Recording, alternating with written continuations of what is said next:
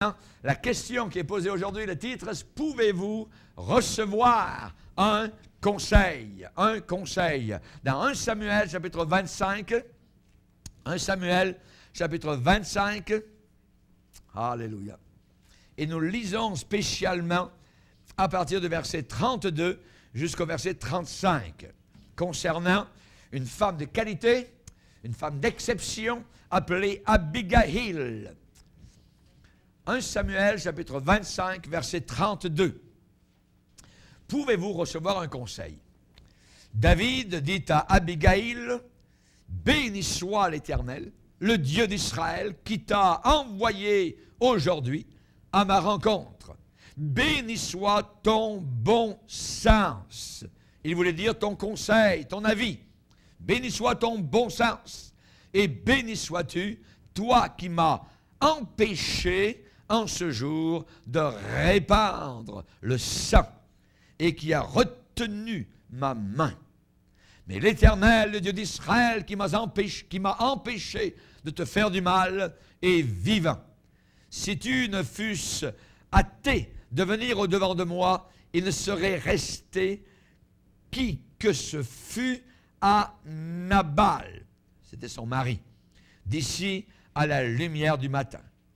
Et David prit de la main d'Abigail ce qu'elle lui avait apporté et lui dit, « Monte en paix dans ta maison.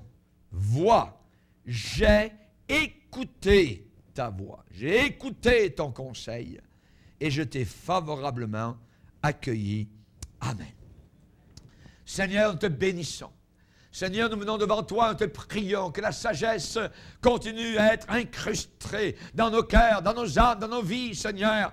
Aide-nous à être assez humbles pour prendre des conseils, pour recevoir des avis. Nous te le demandons, Seigneur, car nous sommes, Seigneur, bien souvent sans sagesse. Et combien nous en avons besoin. Ta parole nous dit, si quelqu'un manque de conseils, manque de sagesse, qu'il la demande à Dieu, qui lui donnera amplement, sans aucun reproche, et cela lui sera accordé. Nous te demandons ce matin que tu nous donnes l'attitude, que tu nous laboures le cœur, que nous puissions plier comme le roseau devant ta présence et ta gloire, sous le rouache, le vent du Saint-Esprit. Nous te demandons que nous puissions faire plier notre volonté à ta parole. Brise-nous, s'il te plaît, Seigneur. Nous te le demandons au nom de Jésus. Amen. Et tout le peuple dit Amen. Amen. Gloire à Dieu. Vous pouvez vous asseoir, frères et sœurs, chers amis. Ce matin, nous allons parler spécialement de conseils. Recevoir des conseils. Amen. Avons-nous besoin de conseils? Est-ce que nous savons tout? Non. Nous savons très peu. Très peu. Voyez? Et c'est la raison pour laquelle le Seigneur est venu vers les 7 églises qui représentent l'ensemble des églises au travers des siècles. Et spécialement, il leur a donné des avis. Il leur a donné des conseils. Savez-vous, sur 7 églises, combien devaient se repentir? 5. 5 églises sur 7 devaient se repentir. 2 seulement où le Seigneur dit que ça allait correctement. Ce qui veut dire qu'il y a besoin de conseils. Il y a une certaine église représentant l'église de la fin des temps, l'église laodicéenne. Eh bien, le Seigneur va dire, je te conseille d'acheter de moi. Je te conseille d'acheter de moi de l'or éprouvé par le feu. Savez-vous comment Ésaïe le prophète a annoncé 800 ans auparavant la venue du Messie, la venue du Dieu homme? Il a dit, il sera appelé conseiller. Conseiller. Est-ce que nous allons, comme société, vers le Seigneur Jésus pour recevoir des conseils? Non! Bien souvent, nous allons vers les hommes. Nous allons vers quelque chose de bien en dessous de ce que nous pourrions recevoir avec le grand conseiller, avec un grand C. Alléluia. Bien souvent, nous sommes entêtés. Nous ne voulons pas recevoir des conseils, nous ne voulons pas recevoir des avis. Et pourtant, le Seigneur a déclaré à quelqu'un qui désirait marcher avec le Seigneur, il lui a dit, je t'instruirai, je te montrerai la voie que tu dois suivre. Je te conseillerai. Je te conseillerai. j'aurai le regard sur toi. C'est merveilleux quand vous sentez quelqu'un vous regarde. Quand vous sentez qu'il vous regarde avec des sourcils froncés, c'est différent. Mais si vous sentez qu'il vous regarde avec joie, avec approbation, avec un regard agréable, alors votre cœur aussi est en paix et dans la joie. J'aurai le regard sur toi. Je te conseillerai. Heureux l'homme qui ne marche pas selon le conseil des méchants. Des méchants. Les méchants ont-ils des conseils? Certainement. Les méchants ont des conseils. Qui est méchant? Les méchants sont ceux qui refusent Dieu cloué sur une croix pour être le seul et unique moyen pour être sauvé. Ça veut dire la majorité sont méchants. Ils n'en veulent pas. Voyez? Il est dit, heureux l'homme qui ne marche pas selon le conseil des méchants, mais qui trouve son plaisir dans la loi de l'Éternel. Là se trouve le véritable conseil. C'est Salomon qui, dans l'Ancien Temps, a déclaré la sagesse est avec ceux qui écoutent les conseils. La sagesse est avec ceux qui écoutent les conseils. La marque d'une personne qui réussit, la marque d'une personne avec qui ça va bien, eh bien, c'est sa capacité d'accepter des avis. La capacité de la personne d'accepter des conseils, des avertissements, des indications, des directions, des exhortations, des orientations, des suggestions, des recommandations. La personne accepte. La personne boit. La personne accepte. La personne est comme un buvard. La personne reçoit, s'imbibe de conseils. Voyez, c'est une personne sage, une personne qui va réussir. Nous avons dans la Bible des exemples pathétiques, tragiques, de gens qui ne pouvaient pas recevoir de conseils, qui ne voulaient pas recevoir un conseil. Rappelez-vous Balaam, cet homme de Dieu qui était lié par l'amour de l'argent, la cupidité.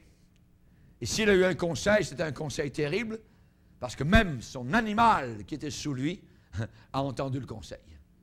C'était l'ange de l'Éternel qui était devant lui avec une épée nue dans la main, lui disant « Arrête-toi ». Mais l'homme de Dieu était aveuglé et l'animal avait les yeux ouverts.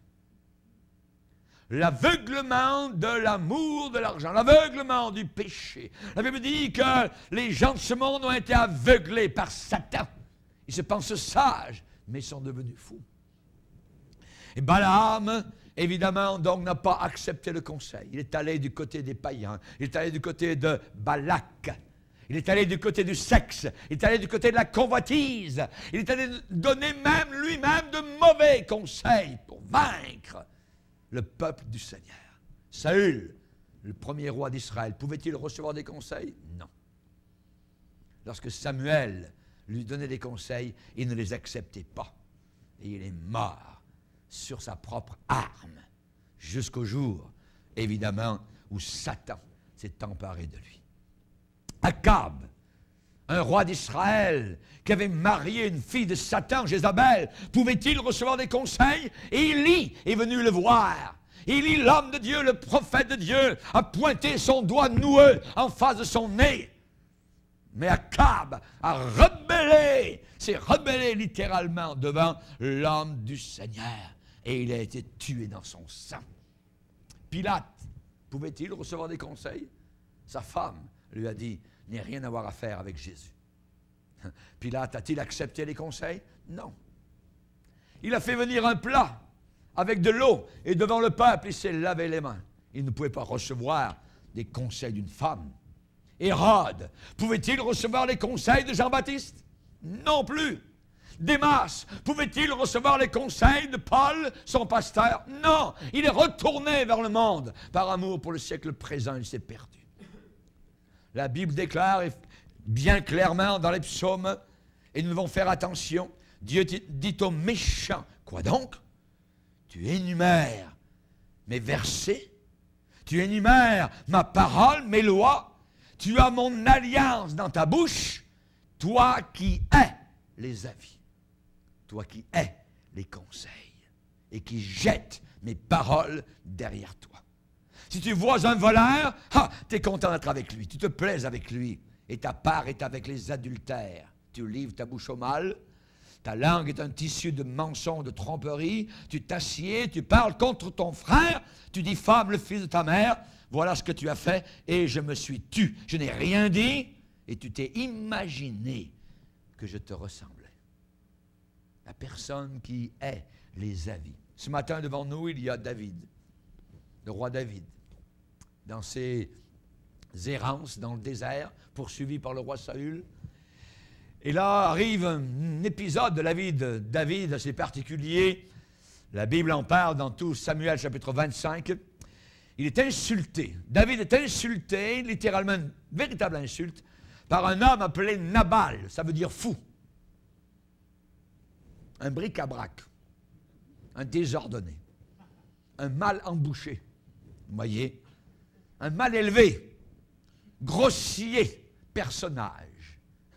Mine, pas de savoir-vivre, méchant, Nabal, avare, radin, mesquin, rustre, quelqu'un qui cherchait le trouble, pas raisonnable. Il était tellement méchant que personne n'osait lui parler. Imaginez. Ses serviteurs qui étaient à son service dans le désert, un homme très riche, plus de 3000 brebis, il avait un cheptel énorme donc de brebis, d'animaux, tout ça, et il avait humilié le grand guerrier, David. Il avait humilié David, il avait rabaissé littéralement David. Et lorsque David était venu pour demander un peu de nourriture pour ces gens dans le désert, parce que David avait protégé ses bergers, les troupeaux de Nabal, et un jour il a envoyé une dizaine d'hommes sur la ferme en disant « Monsieur Nabal, est-ce que vous ne pourriez pas nous apporter un peu de nourriture, tout ça, nous amener un petit peu de nourriture. Mes propres hommes ont agi comme policiers du désert et aucun de tes bergers n'a subi de perte vis-à-vis de tes animaux parce que mes hommes les ont protégés. » Vous savez ce qu'il a dit, cet homme Nabal, quand il a entendu ça? Qui est David? Et qui est le fils d'Isaïe? Il y a aujourd'hui beaucoup de serviteurs qui s'échappent d'auprès de leur maître. Et moi, je prendrai mon pain, mon eau, mon bétail que j'ai tué pour mes tondeurs et je les donnerai à des gens qui sont je ne sais d'où. Jamais de la vie. Une insulte terrible. Pourtant, les gens de David avaient été très bons pour Nabal. Vous voyez, il n'avait fait aucun outrage à Nabal. Rien n'avait été enlevé à Nabal par les voleurs. Vous voyez, tout le temps que les hommes de David avaient été avec eux dans les champs, à l'extérieur. Et nuit et jour, les hommes de David avaient servi de muraille tout le temps, alors que les bergers faisaient paître les troupeaux. Qui est David? Peu. David est déprécié, rabaissé. David est déterminé à donner à cet homme une leçon. Il va s'en rappeler toute sa vie. Une bonne volée, une raclée terrible. David va enseigner à cet homme une leçon qu'il n'oublierait jamais. David était déterminé à lui apprendre à garder sa langue dans sa poche. David n'aimait simplement pas du tout la façon d'agir de Nabal, ce véritable fou, voyez, et il allait le faire descendre d'une marche ou deux et faire de lui, je dirais, une exposition publique. Cette mauvaise disposition d'humeur peut arriver à chacun d'entre nous. Est-ce que ça vous est déjà arrivé? Si vous êtes honnête, vous allez dire oui. Mais si vous avez des têtes plus sages qui interviennent, à ce moment-là, et si vous suivez les conseils, vous allez finir vos jours en n'ayant aucun remords sur votre cœur. Mais si vous n'avez pas de tête plus sage, qui n'interviennent pas, je suis certain, je vous le dis ce matin, que vous allez finir vos jours en regrettant cette action qui bouillonne en vous, sur le coup du moment. Il y a une situation un peu parallèle à cet incident biblique qui est arrivé à un de mes bons collègues prédicateurs. Pas ici. Cet homme avait ressenti qu'un certain homme avait pris un avantage injuste, indu sur lui. Cet homme était prédicateur invité d'une grande convention et alors que durant la convention, il est retourné à son hôtel, à sa chambre d'hôtel, il y avait un dirigeant qui était avec lui et le dirigeant est venu tranquillement à ses côtés pour l'aborder et lui a parlé. Ce prédicateur invité lui a dit, moi je quitte, je m'en vais. Je ne peux pas rester, je retourne chez moi, je n'ai pas vraiment à accepter, à prendre ce genre de choses. Et ce prédicateur s'est toujours rappelé ce que l'autre lui a dit. Si tu fais cela, tu vas le regretter toujours. Tu vas le regretter toujours. Voilà au contraire une occasion de démontrer, de prouver que tu es plus grand que lui, que l'autre, qui l'avait offensé. C'est une occasion pour prouver que tu es plus grand que l'autre. Et plus tard, ce prédicateur a dit, ça a été un bon conseil. Et j'ai toujours été content que ce conseil l'emporte et me donne la victoire. Mais s'il avait agi comme David, sur le coup du moment, ça bouillonne, où on envoie tout en l'air, là c'est très dangereux. Mais si nous revenons à Nabal, qui avait épousé la belle Abigail, il est toujours très étonnant comment un homme comme Nabal, qui veut dire fou, a pu épouser un homme aussi méprisable, radin, indigne, mesquin, grossier, injurieux, ignoble, un querelleur, un batailleur. D'épouser une femme aussi sensée, aussi vertueuse, prévoyante qu'Abigail. Elle avait la tête froide.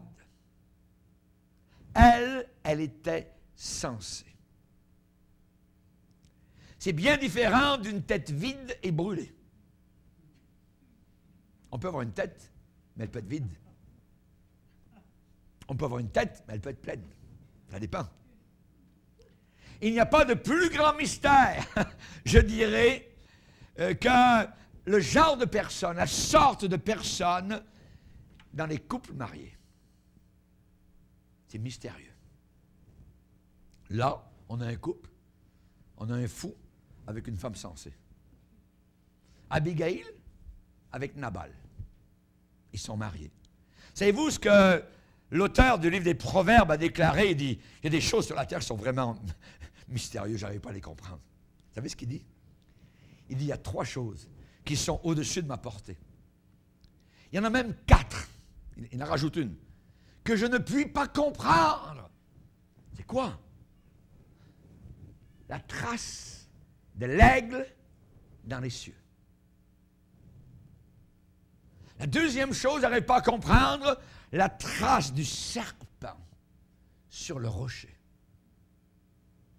Rappelons-nous au calvaire.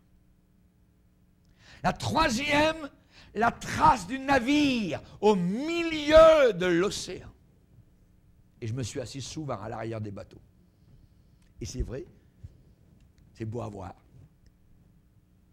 Mais il dit la 4e, c'est vraiment mystérieux. La trace de l'homme chez la jeune femme.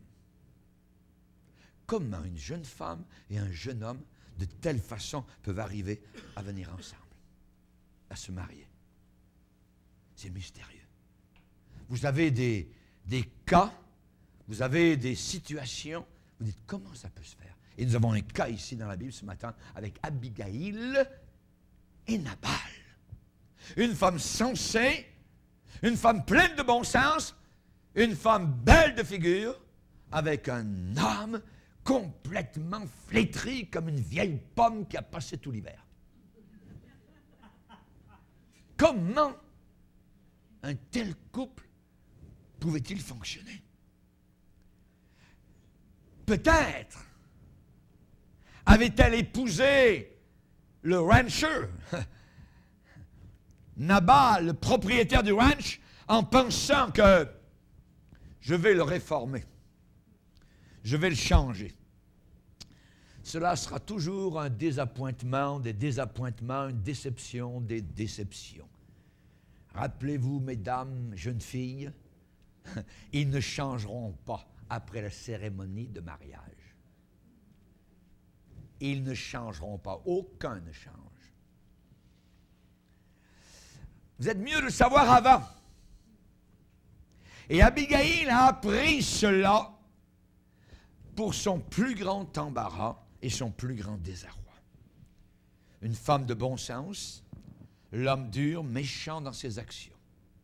Qu'est-ce que ces femmes font? Ces femmes doivent toujours couvrir leur mari, fois après fois. Elles doivent toujours couvrir, protéger, exempter. Abigail est venue vers David et lui a dit, mais David, ta colère envers mon mari, tu veux le tuer, tu as raison. Dieu a raison, c'est justifiable. Abigail couvrait toujours Nabal. Abigail veut dire faiseur de paix, faiseuse de paix. Et vous connaissez la béatitude où Jésus a dit heureux ceux qui procurent la paix. Ils seront appelés fils de Dieu. Parce que le Fils de Dieu s'appelle prince de la paix. Et Abigail était indigne, littéralement, d'un grand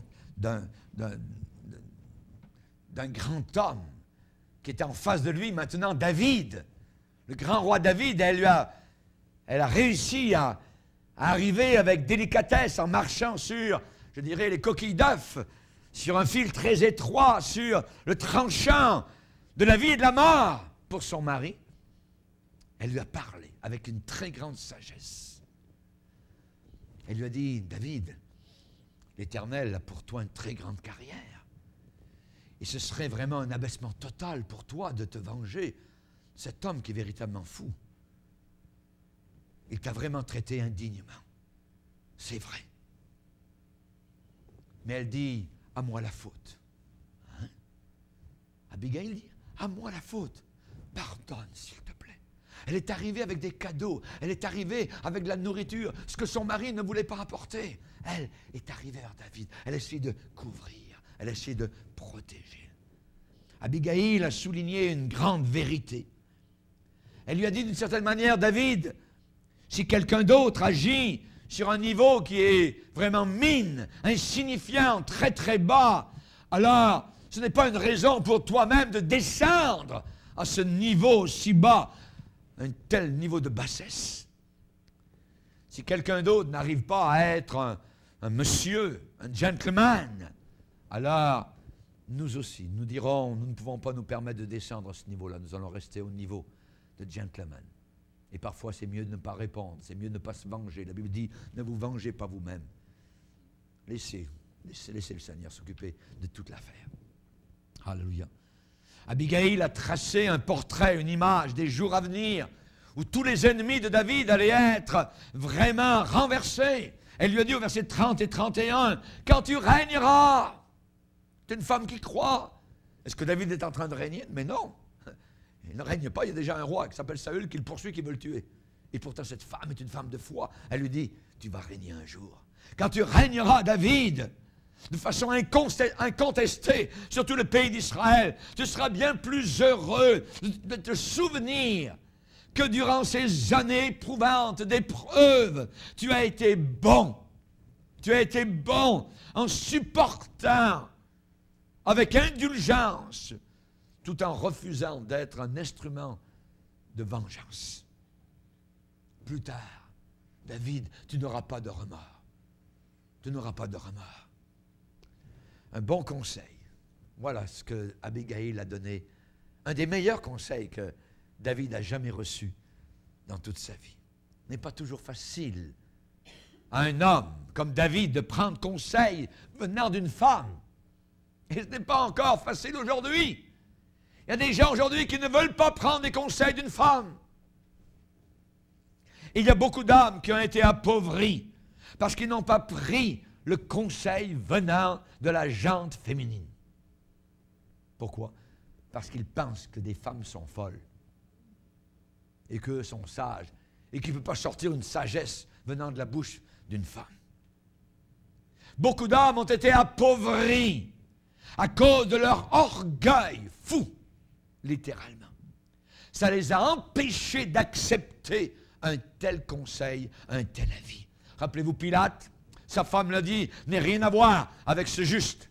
J'ai été cruellement tourmenté en songe cette nuit. Laisse faire, n'a rien à voir à faire. Est-ce que Pilate a pris ce conseil venant d'une femme? Sa femme? Non! Ben non! Il a pensé que c'était encore une rêverie.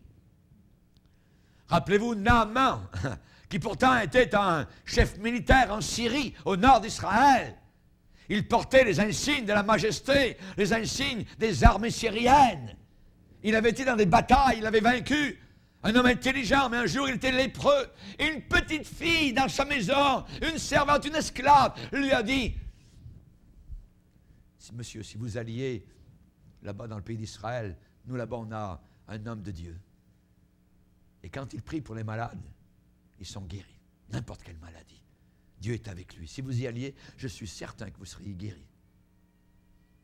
Est-ce que Naaman a pris ce conseil venant d'une petite servante? Il l'a pris. Il l'a pris.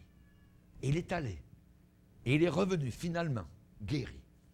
Alléluia. Merci Seigneur. Mais Pilate n'a pas pris le conseil venant de sa propre femme. C'est le talon d'Achille avec les hommes de ma profession. C'est le talon d'Achille des prédicateurs. Je remercie le Seigneur pour mon épouse. Alléluia. Si quelqu'un me donne, je dirais, une bonne tape dans le dos et me dit, pasteur, c'était très bien ce que vous avez fait, ce que vous avez prêché, j'ai été béni. Oui, c'est bien. Mais je vérifie avec ma femme. Quand ma femme me dit cela, oh, oh, oh, là c'est autre chose. Amen. Là c'est bien différent. Que Dieu soit glorifié. Amen. C'est le talon d'Achille des prédicateurs. Bien souvent, ils ne prennent pas les conseils de leurs épouses.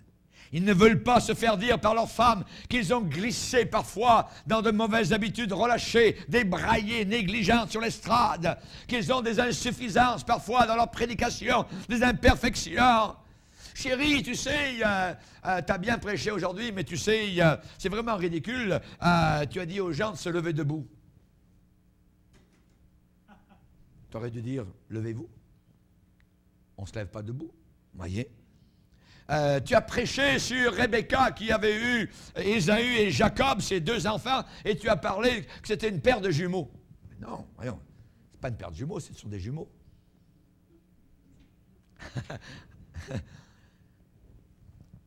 Tu as dit que c'était bien de monter en haut. Non, tu devrais monter, ça suffit. Ce sont des exemples, voyez. Est-ce que nous sommes prêts à prendre des avis, des conseils? Parfois, certains sont tentés d'être irrités, mais c'est prudent d'être conseillé. Conseillé.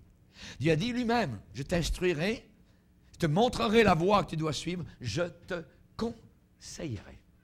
Je te conseillerai. C'est merveilleux. Ce matin, dans mon temps de prière, très bonne heure, je bénissais le Seigneur. Au travers d'une rétrospective de ma vie de ministère, j'ai dit, Seigneur, merci pour tes conseils. Merci, Seigneur, pour la bonne épouse que tu m'as accordée. Je veux te glorifier. Merci pour les conseils qu'elle a pu me donner. Alléluia. Le Seigneur a dit, ne soyez pas comme un cheval ou un mulet sans intelligence. Un mulet sans intelligence. Une mule. Qu'est-ce qu'on a comme expression en français? Têtu. Comme une mule. Voyez? La mule, vous essayez de la faire avancer. Voyez? Elle ne veut pas avancer. Donne un coup de pied. Non. Elle a décidé que c'était là, c'est tout. Elle n'avance pas. Elle n'obéit plus. Voyez? Le Seigneur a dit, ne soyez pas comme un cheval ou un mulet sans intelligence. Pas intelligent d'être têtu. C'est pas intelligent. David a écouté. Une femme s'en vient, Abigail, Il est prêt à foncer sur la ferme et à sortir de la ferme avec le feu derrière lui, la fumée et le sang. La femme arrive, il donne un conseil et il écoute. Il écoute. C'est une vertu merveilleuse, remarquable dans David, d'écouter, d'écouter. Joindre à votre foi la vertu. Joindre. Un joint. D'un côté la foi, de l'autre côté la vertu. Joindre à votre foi la vertu. La vertu d'écouter. Écouter des conseils. Il va dire à Abigail, j'ai écouté ta voix. J'ai écouté ta voix.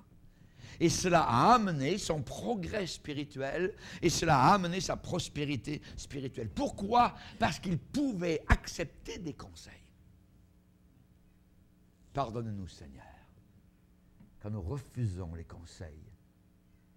Bien souvent, le Seigneur ne parle pas d'en haut avec un tonnerre. Il va parler avec quelqu'un qui l'envoie sur notre chemin pour nous parler. Quelqu'un de plus faible que nous. Quelqu'un de plus intelligent que nous. David ne voulait pas s'aventurer en cours sans ce conseil. Sans cela, il a écouté. C'est une folie de se précipiter, de se lancer dans la vie sans conseil. Sans cela. C'est une folie. David était impulsif et parfois, c'est vrai, il a été vaincu par la tentation, mais il n'a jamais été assez têtu, jamais assez entêté pour persister, pour rester dans un mauvais chemin. Non, il n'avait pas cela. Il pliait, il écoutait, il revenait, il s'humiliait. J'ai péché. Quand Nathan est venu le rencontrer, c'est moi. C'est vrai. Au lieu de grincer des dents comme un fou. Non, ça mène nulle part. La colère de l'homme n'accomplit pas la volonté de Dieu. Non. La colère vous lie à celui qui est le prince de la colère, qui s'appelle Satan. Au lieu de grincer des dents comme un fou, au lieu de continuer dans sa folie, eh bien, David a écouté ce qu'elle avait à dire. Il a écouté. Et après avoir bien écouté, et après avoir été convaincu que le conseil d'Abigail était bon, il l'a admis avec franchise. Il a dit, béni soit l'Éternel qui t'a envoyé, béni soit ton conseil, béni soit ton bon sens. Un conseil est capable de vous faire passer de l'enfer au ciel. Un conseil est capable de faire passer du malheur au bonheur. Un conseil est capable de faire passer de la maladie à la santé, de la folie à la sagesse. Un conseil. Et plus un homme est grand, plus il veut apprendre. Plus un homme est grand, plus il veut connaître. C'est toujours la marque de la grandeur. C'est une des caractéristiques principales des grandes âmes, cette planète. Ces gens-là sont facilement conseillés.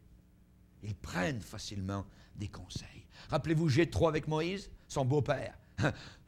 Est-ce que le beau-père va pouvoir me conseiller? Moïse aurait pu dire, « Hey, moi j'ai une église de 3 millions de personnes dans le désert, Jéthro, qu'est-ce que tu dois? Tu vas me donner un conseil. Attends, retourne là-bas sous ta tente, t'es trop vieux. »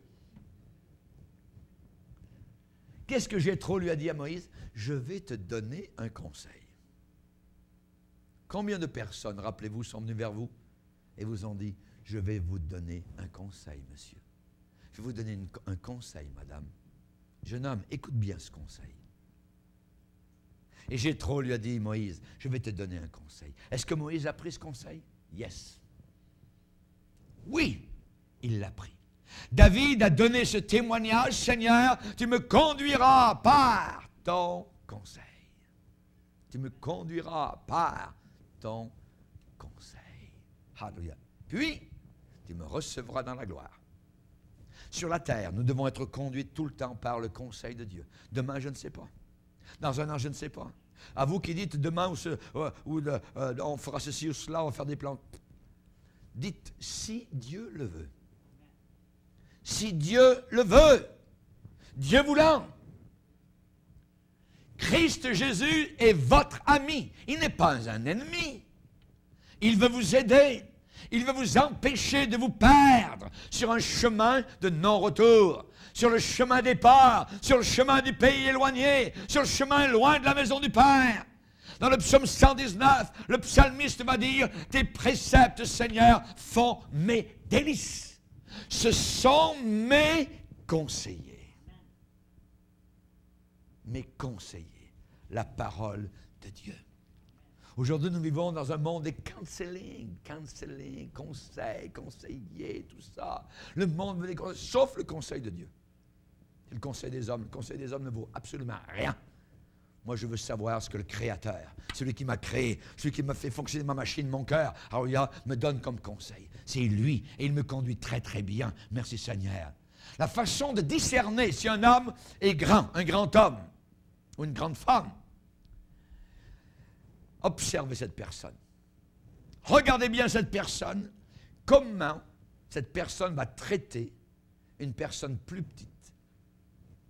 Une personne plus petite. Quand vous voyez un homme qui pense qu'il connaît tout, quand vous voyez une personne qui est trop sage, trop intelligente pour apprendre de quiconque, à moins que ce soit quelqu'un dans une position plus élevée que la sienne, vous pouvez être certain, à 100%, que même si cette personne a une certaine grandeur, vous avez dans cette personne qui se pense toute suffisante, une indication d'étroitesse d'esprit et de cœur. La personne ne peut pas prendre un conseil de quelqu'un qui est plus bas que lui. Nous devons être toujours prêts à apprendre de n'importe quelle source. De n'importe quelle source. Dieu peut nous assigner, et il le fait, les enseignants les plus étranges. Les plus étranges. Voyez, Salomon avait reçu beaucoup de sagesse, et cependant, il a pu écrire, la sagesse est avec ceux qui écoutent des conseils. Est avec ceux qui écoutent des conseils. C'est la raison pour laquelle un jour dans tes parvis vaut mieux que 1000 ailleurs. C'est là où nous devons recevoir le vrai conseil du Seigneur. Le vrai conseil du Seigneur. Alléluia. Savoir écouter. Ce n'est pas toujours ce que nous voulons entendre. On aimerait entendre des belles choses, mais ce n'est pas toujours ce que nous voulons nous entendre. Mais c'est bien souvent ce que nous devons entendre. Et ça fait mal, bien souvent. Ça fait mal. Rappelez-vous l'histoire de Roboam. Roboam a vécu la première division de tout le peuple d'Israël. Vous savez pourquoi? À cause de sa rébellion. C'était un jeune homme qui ne voulait pas écouter les conseils des vieillards. Il a préféré écouter les conseils des jeunes gens qui avaient grandi avec lui dans sa génération contemporaine. Il est dit que Roboam laissa les conseils des vieillards. Il s'en fichait complètement. Et à cause de cela, il a eu des problèmes très graves. La Bible dit, mon fils, si des pécheurs veulent te séduire, ne te laisse pas gagner. Ne te laisse pas gagner. Roboam s'est laissé gagner. Les vieillards sont venus. Messieurs, ils ne les respectaient même pas. Donnez-moi votre conseil d'après cette situation. Comment vous dites? Les vieillards ont dit, allège le fardeau du peuple. Parle-leur avec douceur et ils vont continuer à t'apprécier. Le pays va continuer à prospérer. Très bien. Revenez dans 3 jours. Vous, les jeunes, vous êtes ma gang. Ah, oui, je vous aime, tout ça. Ben, allons au bar du coin, on parlera là. C'est bien, tout ça. Là, hein? On pourra sortir un petit joint, une petite cigarette. Là, on va discuter ensemble, tout ça. Hein? Hé, les gars, c'est quoi que vous me donneriez comme conseil?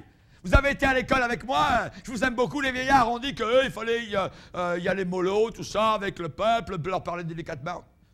Les jeunes ont dit, hey, voyons là, Roboam, dis-leur que ton petit doigt est plus gros que le bras de ton père.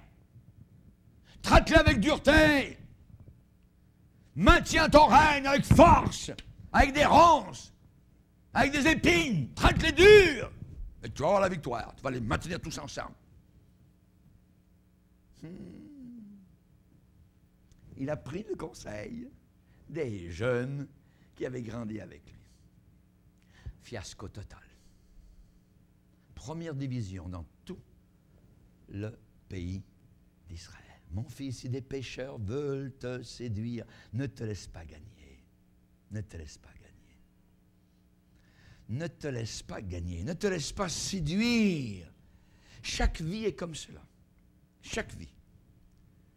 Il y a des flatteurs, ceux qui donnent de mauvais conseils. Il y a toutes sortes de conseils. Quelqu'un qui conseille, ça ne veut pas dire que son conseil est bon. Oui, oui, tu as raison, divorce, tout ça, c'est toi, c'est dedans, ainsi de suite.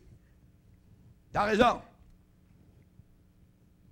Athalie, la mère d'Akazia, donnait de mauvais conseils à son fils. Et vous savez qu'est-ce que ça a fait?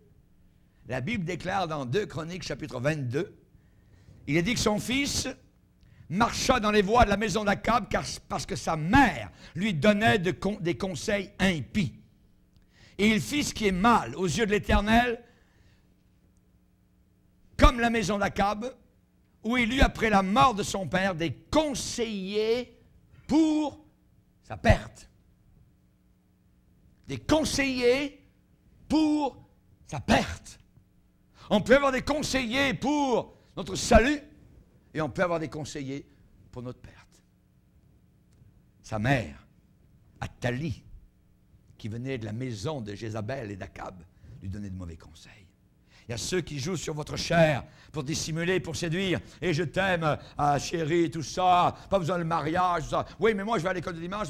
J'ai été instruit qu'on n'a pas de relation. Non, non, mais ouais, je t'aime, tout ça. Puis, de toute façon, on va se marier, tout ça. Que de pleurs, que de larmes, que de tristesse. Les mauvaises compagnies corrompent les bonnes mœurs. Dis-moi qui tu fréquentes, je vais te dire qui tu es. Il y a aussi ceux qui jouent sur votre chair et qui vous disent des demi-vérités. Job a déclaré, loin de moi le conseil des méchants. Qui allez-vous écouter? Qui allez-vous écouter? Avant d'être sauvé, il est dit que chacun suivait sa propre voie. Nous suivions nos propres conseils. Était nous le pilote du navire. On allait réussir, on allait gagner mer et monde. Le diable promet, et il se retrouve au fond de l'enfer. Le Seigneur dit, ils ont suivi leurs propres conseils. Il y a des voix, cependant, qui sonnent ici et là, des sonneries d'alarme, pour votre propre sécurité, pour votre bien-être. Le Seigneur va parler très fort, très dur. Dans Proverbe, il va déclarer, puisque vous rejetez tous mes conseils, que vous n'aimez pas mes réprimandes, moi aussi je rirai quand vous serez dans le malheur. Il va dire, vas-y, va voir tes conseils là-bas, c'est le temps là. Je rirai quand vous serez dans le malheur, je me moquerai quand la terreur vous saisira. Quand la terreur vous saisira comme une tempête, quand le malheur vous enveloppera comme un tourbillon, quand la détresse et l'angoisse fondront sur vous. Alors ils m'appelleront, je ne répondrai pas. Est-ce que Dieu a répondu vis-à-vis de Saül? Non. Dieu ne répondait plus. Alors il est allé consulter les cartomanciennes. Il était consulté l'occultisme. Et là, il a reçu un esprit de démon. Et le lendemain, il était en enfer. Parce qu'ils n'ont point aimé mes conseils, qu'ils ont dédaigné toutes mes réprimandes. Ils se nourriront du fruit de leur voix, ils se rassasieront de leurs propres conseils. De leurs propres conseils. Cette génération est comme cela. Ils vont penser adorer le Christ, et c'est l'Antéchrist. Ça va être terrible.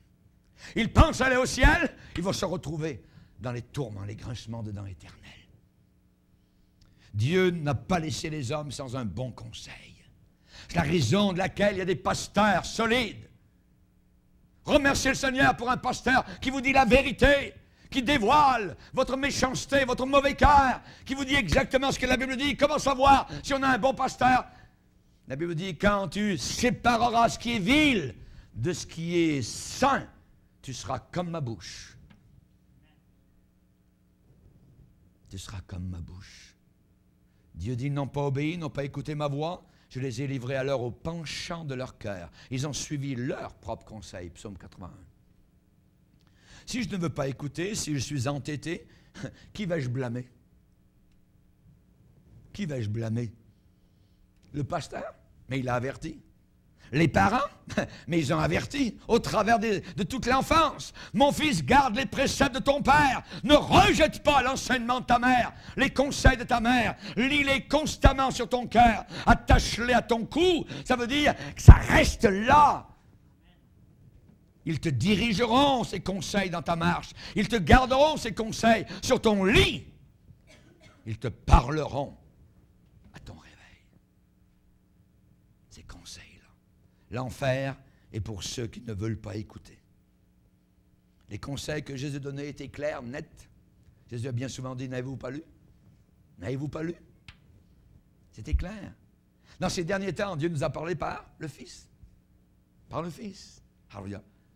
Prenez son conseil au sujet de l'avarice, de l'anxiété, de tout ce que vous pouvez posséder, mettre la main dessus. Le Seigneur a dit, considérez les lys des champs, les oiseaux du ciel. Jésus n'a jamais donné un conseil qui était mauvais. Il n'a jamais dit, attachez-vous aux biens matériels. Non, attachez-vous aux choses d'en haut et non pas à celles qui sont sur la terre. Que de misère, que de problèmes avec les partages d'héritage. Certaines familles se déchirent littéralement pour avoir un morceau d'or, un morceau de terrain, quoi que ce soit. Le Seigneur a dit, gardez-vous avec soin de toute avarice, car la vie d'un homme ne dépend pas de ses biens, même s'il était dans l'abondance. Sa vie ne dépend pas de sa possession ni de son compte en banque. La convoitise peut envoyer quelqu'un en enfer aussi vite que mentir ou voler. J'aimerais terminer par ce qu'un poète quaker qui aimait Jésus-Christ a déclaré à la fin de sa vie. Il s'appelait Whittier. Il a écrit à un de ses amis, « Lointain et faible, comme les échos d'un rêve, semblent les chants de l'enfance. Cependant, sur les branches d'automne, chantent les grives du soir. L'heure s'approche, et même si elle est tardive et semble en retard, lorsque, à la porte éternelle, nous quitterons les paroles et les œuvres que nous disons nôtres, nous élèverons nos mains vides et seules pour que l'amour les remplisse. Notre âme dénudée n'amène à la porte des cieux aucun prix de passage ni de péage. Sans aucun don, nous venons vers celui qui donne toutes choses. Et nous vivrons parce qu'il vit. Baissons nos têtes, prions Dieu. Seigneur, nous sommes devant toi, nous te bénissons. Abigail a supplié David de ne pas s'abandonner à la tentation.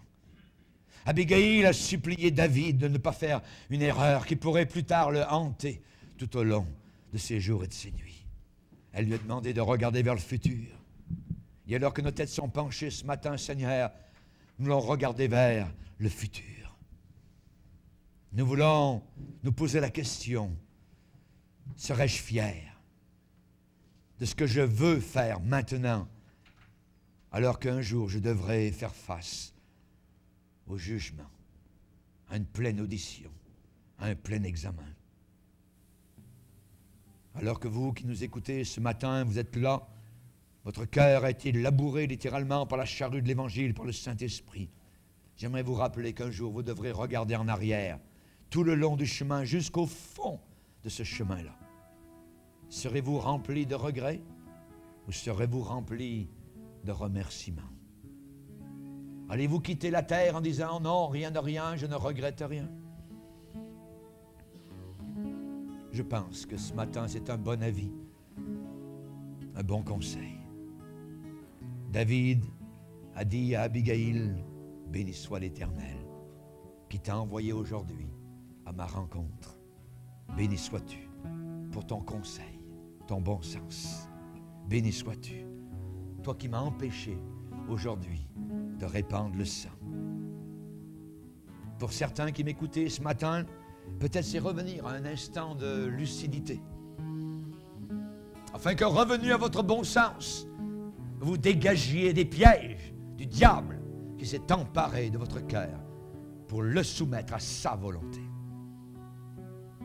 Le Gadarénien était assis aux pieds de Jésus, délivré des démons, vêtu, revêtu et dans son bon sens.